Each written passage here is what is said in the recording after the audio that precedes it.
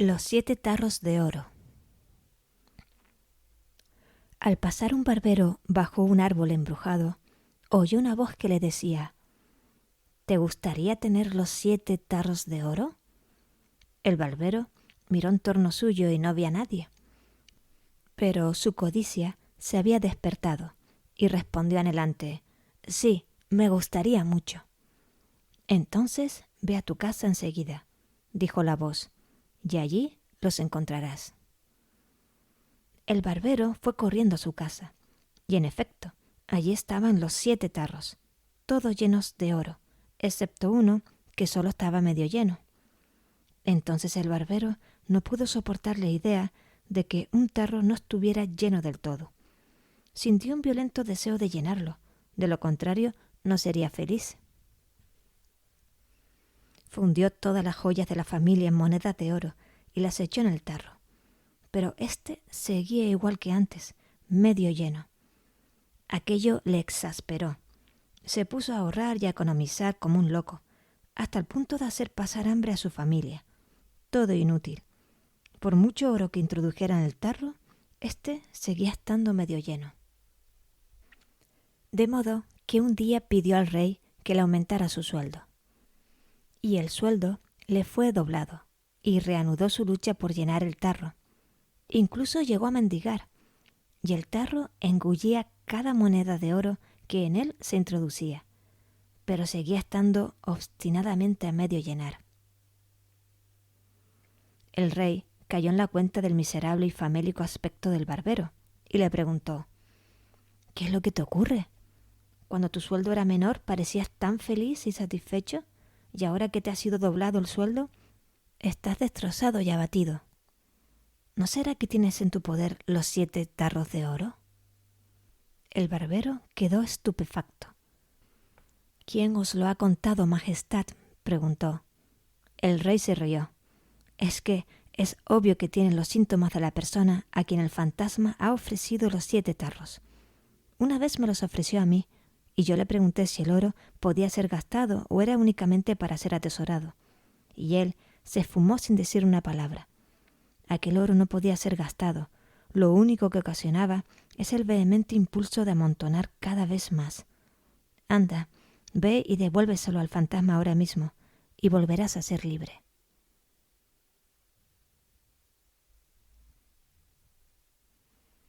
Parábola sobre la vida moderna. Los animales se reunieron en asamblea y comenzaron a quejarse de que los humanos no hacían más que quitarle las cosas. Se llevan mi leche, dijo la vaca. Se llevan mis huevos, dijo la gallina. Se llevan mi carne y mi tocino, dijo el cerdo. Me persiguen para llevarse mi grasa, dijo la ballena. Y así sucesivamente. Por fin habló el caracol. Yo tengo algo que les gustaría tener más que cualquier otra cosa. Algo que ciertamente me arrebatarían si pudieran. Tiempo. Tienes todo el tiempo del mundo. Solo hace falta que quieras tomártelo. ¿Qué te detiene?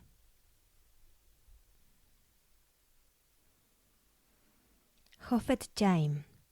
En el siglo pasado, un turista de los Estados Unidos visitó al famoso rabino polaco Hofetzheim y se quedó asombrado al ver que la casa del rabino consistía sencillamente en una habitación atestada de libros.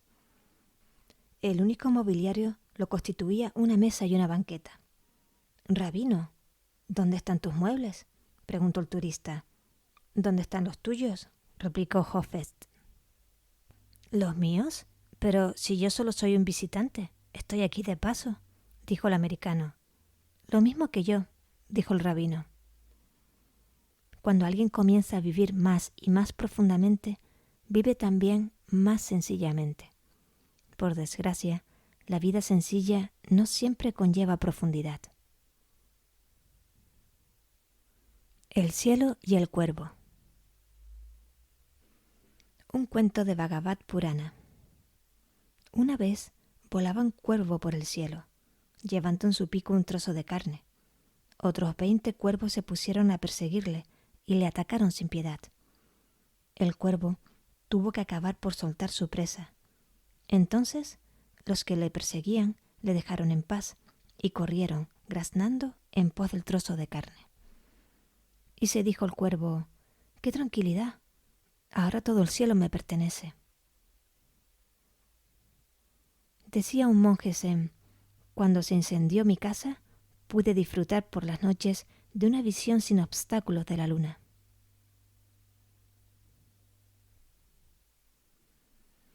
¿Quién pudiera robar la luna? El maestro zen Ryokan llevaba una vida sencillísima en una pequeña cabaña al pie de la montaña. Una noche, estando fuera el maestro, irrumpió un ladrón en la cabaña y se llevó un chasco al descubrir que no había allí nada que robar. Cuando regresó Ryokan, sorprendió al ladrón. «Te has tomado muchas molestias para visitarme», le dijo el ratero. «No deberías marcharte con las manos vacías. Por favor, llévate como regalo mis vestidos y mi manta». Completamente desconcertado, el ladrón tomó las ropas y se largó. Ryokan se sentó desnudo y se puso a mirar la luna. «Pobre hombre», pensó para sí mismo, «me habría gustado poder regalarle la maravillosa luz de la luna».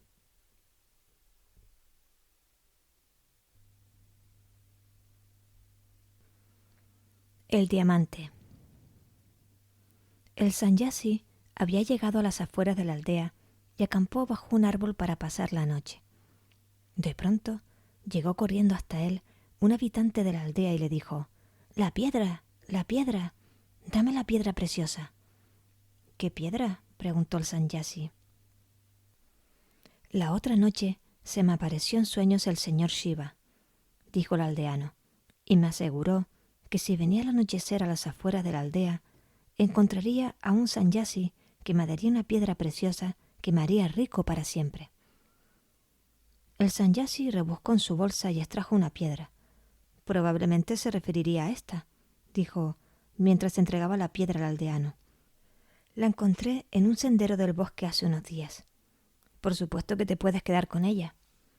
El hombre se quedó mirando la piedra con asombro. Era un diamante, tal vez el mayor diamante del mundo, pues era tan grande como la mano de una persona. Tomó el diamante y se marchó. Pasó la noche dando vueltas en la cama, totalmente incapaz de dormir. Al día siguiente, al amanecer, fue a despertar al sanyasi y le dijo: «Dame la riqueza que te permite desprenderte con tanta facilidad de este diamante».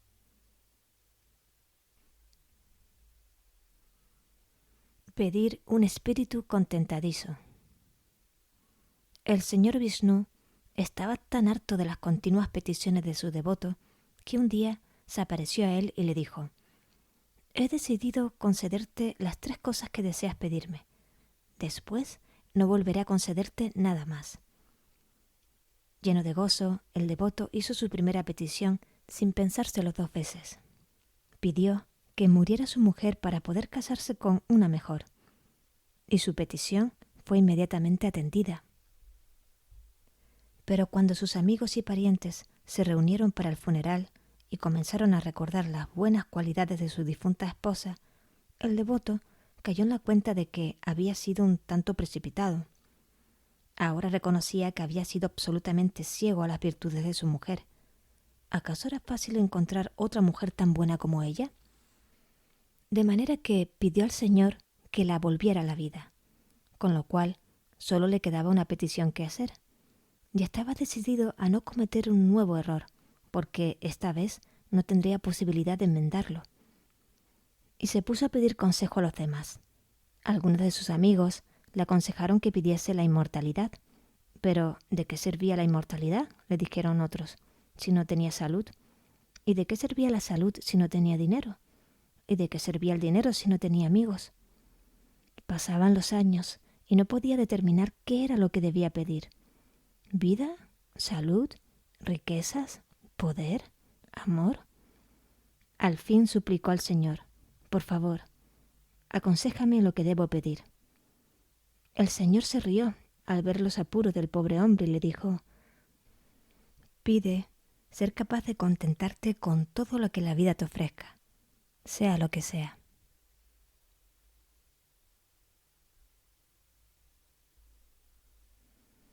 La Feria Mundial de las Religiones. Mi amigo y yo fuimos a la feria. La Feria Mundial de las Religiones. No era una feria comercial, era una feria de la religión. Pero la competencia era tan feroz y la propaganda igual de estruendosa. En el stand judío nos dieron unos folletos en los que se decía que Dios se compadecía de todos y que los judíos eran su pueblo escogido. Los judíos. Ningún otro pueblo era tan escogido como el pueblo judío. En el stand musulmán supimos que Dios era misericordioso con todos y que Mahoma era su único profeta, que la salvación se obtiene escuchando al único profeta de Dios. En el stand cristiano descubrimos que Dios es amor y que no hay salvación fuera de la iglesia. O se entra en la iglesia o se corre el peligro de la condenación eterna. Al salir pregunté a mi amigo, ¿qué piensas de Dios? Que es intolerante, fanático y cruel, me respondió. Cuando llegué a casa le dije a Dios, ¿cómo soportas estas cosas, Señor? ¿No ves que han estado usando mal tu nombre durante siglos? Y me dijo Dios, yo no he organizado la feria, incluso me habría dado vergüenza visitarla.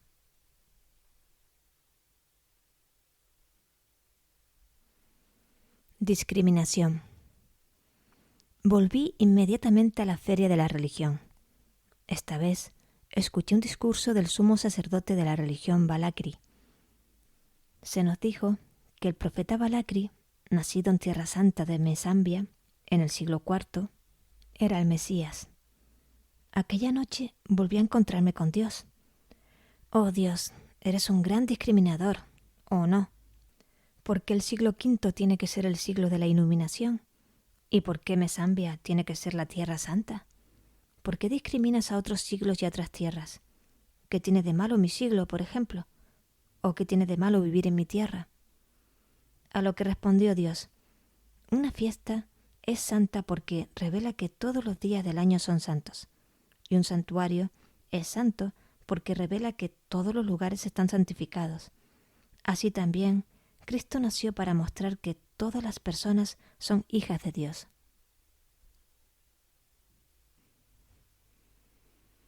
Jesús va al fútbol. Jesucristo nos dijo que nunca había visto un partido de fútbol, de manera que mis amigos, mis amigas y yo le llevamos a que viera uno. Fue una feroz batalla entre los Punchers protestantes y los Crusaders católicos. Marcaron primero los Crusaders. Jesús aplaudió alborozadamente y lanzó al aire su sombrero. Después marcaron los Punchers, y Jesús volvió a aplaudir entusiasmado y nuevamente voló su sombrero por los aires. Esto pareció desconcertar a un hombre que se encontraba detrás de nosotros. Dio una palmada a Jesús en el hombro y le preguntó, «Oiga, ¿a qué equipo apoya usted, buen hombre?» «Yo», respondió Jesús visiblemente excitado por el juego. «Ah, pues yo no animo a ninguno. Sencillamente disfruto del juego». El hombre se volvió a su vecino de asiento y haciendo un gesto de desprecio le susurró, un ateo. Cuando regresábamos, le informamos en pocas palabras a Jesús acerca de la situación religiosa del mundo actual. «Es curioso lo que ocurre con las personas religiosas, Señor», le decíamos. «Siempre parecen pensar que Dios está de su parte y en contra de los del otro bando». Jesús asintió. «Por eso es por lo que yo no apoyo a las religiones, sino a las personas», nos dijo. «Las personas son más importantes que las religiones. La persona es más importante que el sábado». «Deberías tener cuidado con lo que dices», le advirtió muy preocupado uno de nosotros. «Ya fuiste crucificado una vez por decir cosas parecidas, ¿te acuerdas?» «Sí, y por personas religiosas precisamente», respondió Jesús con una irónica sonrisa.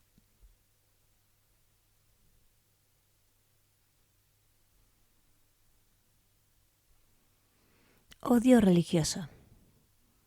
Le decía un turista a su guía, «Tiene usted razón para sentirse orgulloso de su ciudad. Lo que me ha impresionado especialmente es el número de iglesias que tiene. Seguramente La gente de aquí debe de amar mucho al Señor. Bueno, replicó críticamente el guía, tal vez amen al Señor, pero de lo que no hay duda es de que se odian a muerte unos a otros. Lo cual me recuerda a aquella niña a la que preguntaron, ¿quiénes son los paganos? Y ella respondió, los paganos son personas que no se pelean por cuestión de religión. Oración ofensiva y defensiva. El equipo de fútbol católico se dirigía a jugar un importante partido. Un periodista subió al mismo tren y entrevistó al entrenador. Tengo entendido, le dijo el periodista, que llevan con ustedes a un capellán para que rece por el triunfo del equipo. ¿Tendría usted inconveniente en presentármelo? Con mucho gusto, respondió el entrenador. ¿A cuál de ellos desea conocer? ¿Al capellán ofensivo o al defensivo?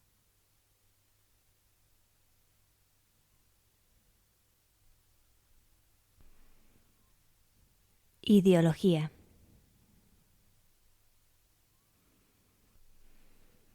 Es abrumador lo que se puede leer acerca de la crueldad de las personas con sus semejantes. He aquí un relato periodístico de la tortura practicada en modernos campos de concentración. La víctima es atada a una silla metálica.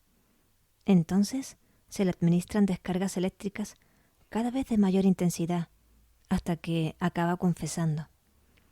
Con la mano ahuecada, el verdugo golpea una y otra vez a la víctima en el oído, hasta que el tímpano estalla. Sujetan con correas a la víctima a un sillón de dentista. El dentista entonces comienza a perforar el torno, hasta que llega al nervio, y la perforación prosigue hasta que la víctima acceda a cooperar.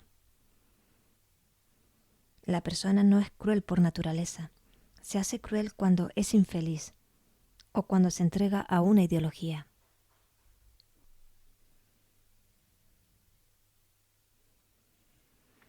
Rebeldes domesticados. Era un tipo difícil. Pensaba y actuaba de distinto modo que el resto de nosotros. Todo lo cuestionaba. ¿Era un rebelde o un profeta o un psicópata o un héroe? ¿Quién puede establecer la diferencia? Nos decíamos. Y en último término, ¿a quién le importa? De manera que le socializamos. Le enseñamos a ser sensible a la opinión pública y a los sentimientos de los demás. Conseguimos conformarlo. Hicimos de él una persona con la que se convivía a gusto, perfectamente adaptada. En realidad, lo que hicimos fue enseñarle a vivir de acuerdo con nuestras expectativas. Le habíamos hecho manejable y dócil. Le dijimos que había aprendido a controlarse a sí mismo, y le felicitamos por haberlo conseguido. Y él mismo empezó a felicitarse también por ello. No podía ver que éramos nosotros quienes le habíamos conquistado a él. Un individuo enorme entró en la abarrotada habitación y gritó: ¿Hay aquí un tipo llamado Murphy? Se levantó un hombrecillo y dijo: Yo soy Murphy. El inmenso individuo casi lo mata. Le rompió 5 costillas, le partió la nariz, le puso los ojos morados y le dejó hecho un guiñapo en el suelo. Después salió pisando fuerte. Una vez que se hubo marchado, vimos con asombro cómo el hombrecillo se reía entre dientes. «¿Cómo he engañado a ese tipo?», dijo suavemente. «Yo no soy Murphy. Ja, ja, ja». Una sociedad que domestica a sus rebeldes ha conquistado su paz, pero ha perdido su futuro.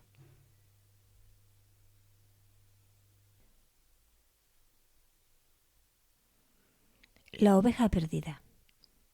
Parábola para educadores religiosos. Una oveja descubrió un agujero en la cerca y se escabulló a través de él. Estaba feliz de haber escapado. Anduvo errando mucho tiempo y acabó desorientándose.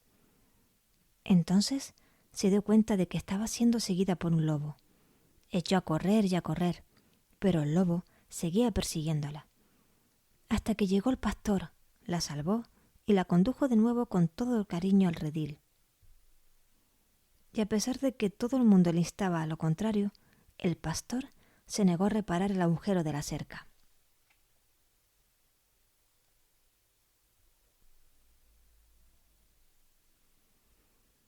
La manzana perfecta. Apenas había concluido Nasruddin su alocución, cuando un bromista de entre los asistentes le dijo: «En lugar de tejer teorías espirituales, ¿por qué no nos muestras algo práctico?».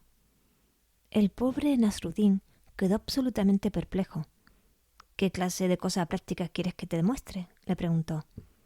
Satisfecho de haber mortificado al mulá y de causar impresión a los presentes, el bromista dijo: «Muéstranos, por ejemplo, una manzana del jardín del Edén». Nasruddin tomó inmediatamente una manzana y se la presentó al individuo. «Pero esta manzana», dijo éste, «está mala por un lado. Seguramente una manzana celestial debería ser perfecta». «Es verdad, una manzana celestial debería ser perfecta», dijo el mulá. «Pero, dadas tus reales posibilidades, esto es lo más parecido que jamás podrás tener a una manzana celestial». ¿Puede una persona esperar ver una manzana perfecta con una mirada imperfecta? ¿O detectar la bondad en los demás cuando su propio corazón es egoísta?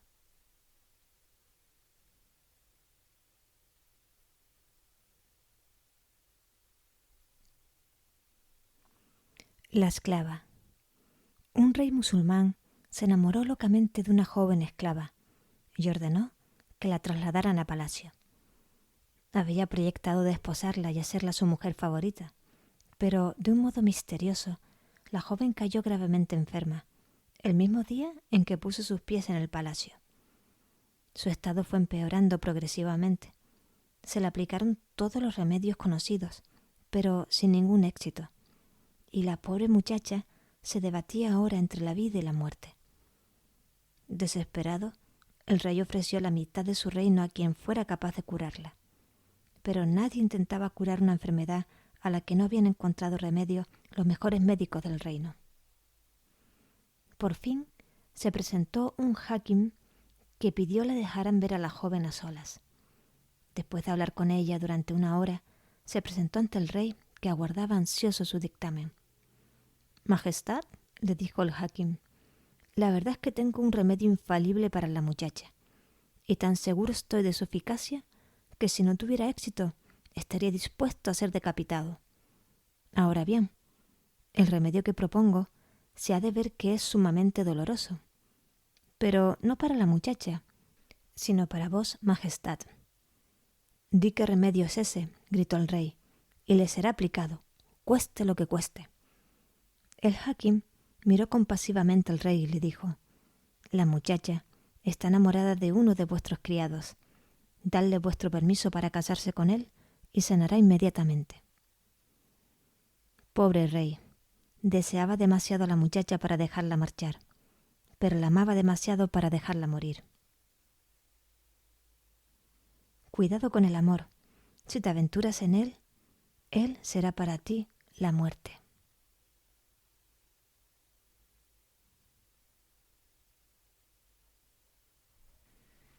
Confucio el sabio. En cierta ocasión le decía Pushank a Confucio: «¿Qué clase de sabio eres tú que te atreves a decir que Yen Hui te supera en honradez, que tu Matsud es superior a ti a la hora de explicar las cosas, que Chun Yu es más valeroso que tú y que Chuan Sun es más elegante que tú?» En su ansia por obtener respuesta, Pushank casi se cae de la tarima donde estaban sentados. «Si todo eso es cierto», añadió, «entonces, ¿por qué los 4 son discípulos tuyos?». Confucio respondió: «Quédate donde estás y te lo diré. Yen Hui sabe cómo ser honrado, pero no sabe cómo ser flexible. Tuan Musud sabe cómo explicar las cosas, pero no sabe cómo dar un simple sí o un no por respuesta. Chun Yu sabe cómo ser valeroso, pero no sabe ser prudente.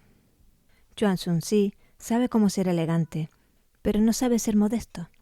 Por eso, los 4 están contentos de estudiar conmigo». El musulmán Rumi dice: «Una mano que está siempre abierta o siempre cerrada es una mano paralizada. Un pájaro que no puede abrir y cerrar sus alas jamás volará».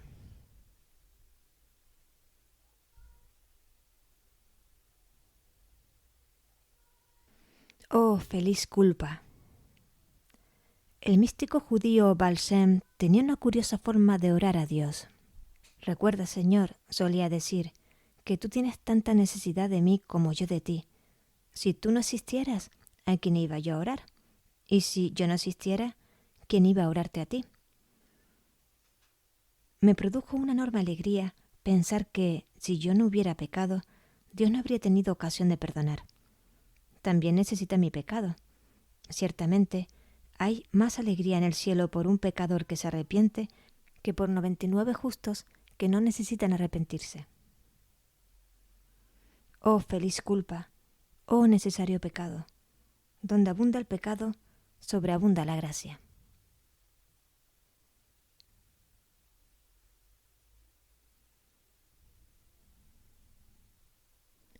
El coco. Desde lo alto de un cocotero, un mono arrojó un coco sobre la cabeza de un sufí. El hombre lo recogió, bebió el dulce jugo, comió la pulpa y se hizo una escudilla con la cáscara. Gracias por criticarme.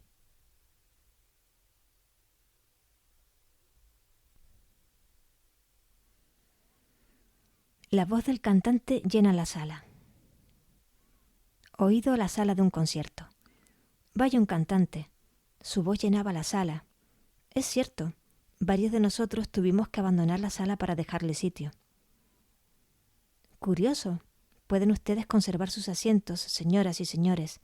La voz del cantante llenará la sala, pero no ocupará ningún espacio. Oído en una sesión de orientación espiritual. ¿Cómo puedo amar a Dios tal como dicen las Escrituras? ¿Cómo puedo darle todo mi corazón? Primero, debes vaciar tu corazón de todas las cosas creadas. Engañoso.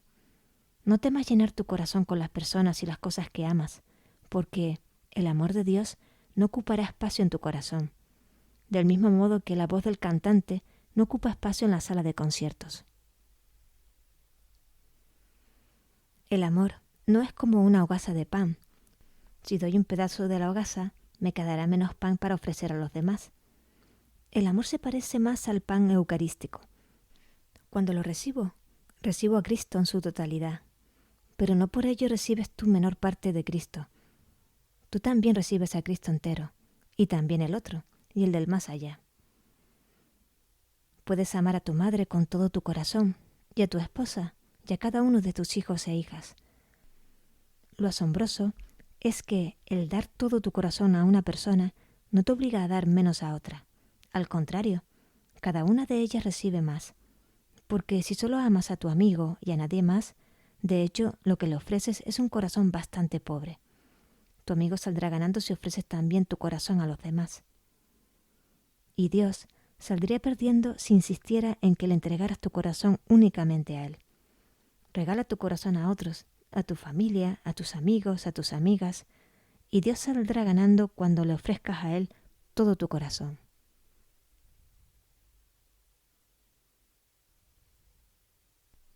Gracias y sí. ¿Qué significa amar a Dios? A Dios no se le ama del mismo modo que se ama a las personas, a las que uno puede ver, oír y tocar, porque Dios no es una persona en el sentido en que nosotros usamos la palabra. Dios es el desconocido, el totalmente otro. Dios está por encima de expresiones tales como él o ella, persona o cosa. Cuando decimos que la audiencia llena la sala y que la voz del cantante llena también la sala, estamos empleando la misma palabra para referirnos a dos realidades totalmente diferentes. Cuando decimos que amemos a Dios con todo nuestro corazón y que amamos al amigo con todo nuestro corazón, estamos también empleando las mismas palabras para expresar dos realidades totalmente diferentes.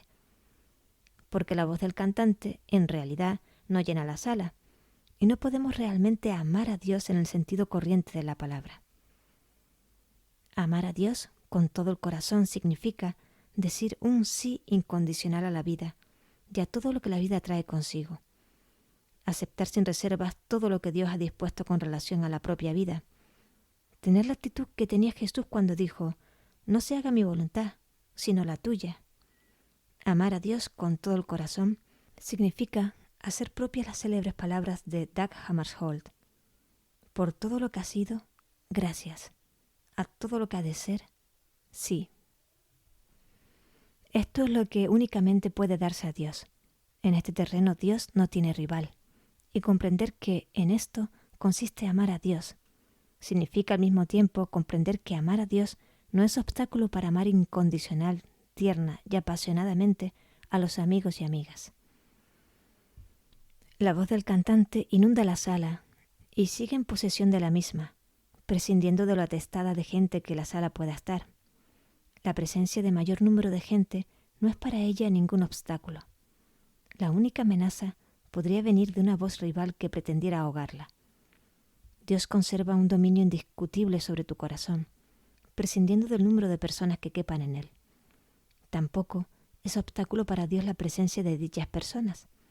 La única amenaza podría venir de un intento por parte de esas personas de desvincular el sí incondicional que tú pronuncias a todos los planes que Dios pueda tener acerca de tu vida.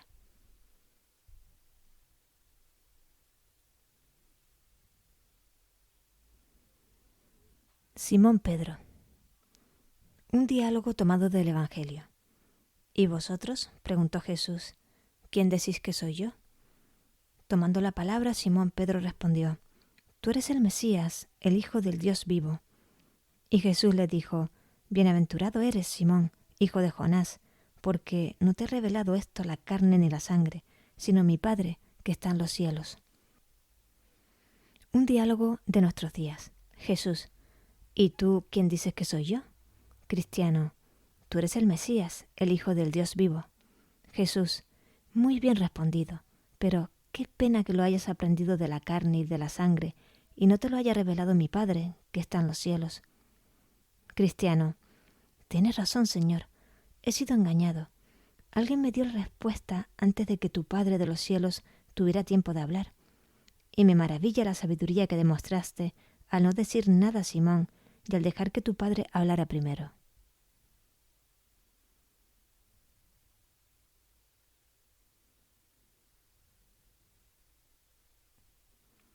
La mujer samaritana. La mujer dejó en el suelo su cántaro de agua y marchó a la ciudad. Y dijo a la gente: Venid y veréis al hombre que me ha dicho todo cuanto he hecho. ¿No será el Mesías? Cristiano: qué lección la de la samaritana. No dio respuestas, se limitó a hacer una pregunta y a dejar que los demás encontraran la respuesta por sí solos. Y eso que tuvo que sentir la tentación de dar la respuesta. Después de haber oído de tus propios labios: yo soy el Mesías, el que te está hablando. Y fueron muchos los que se hicieron discípulos tras escuchar sus palabras, y le dijeron a la mujer: no creemos por lo que tú has dicho, sino porque nosotros mismos le hemos oído a él, y sabemos que él es realmente el Salvador del mundo. Cristiano: me he contentado con saber acerca de ti de segunda mano, Señor, de las Escrituras y de los santos, de papas y predicadores. Me habría gustado poderles decir a todos ellos: no creo por lo que vosotros habéis dicho, sino porque yo mismo le he escuchado a él.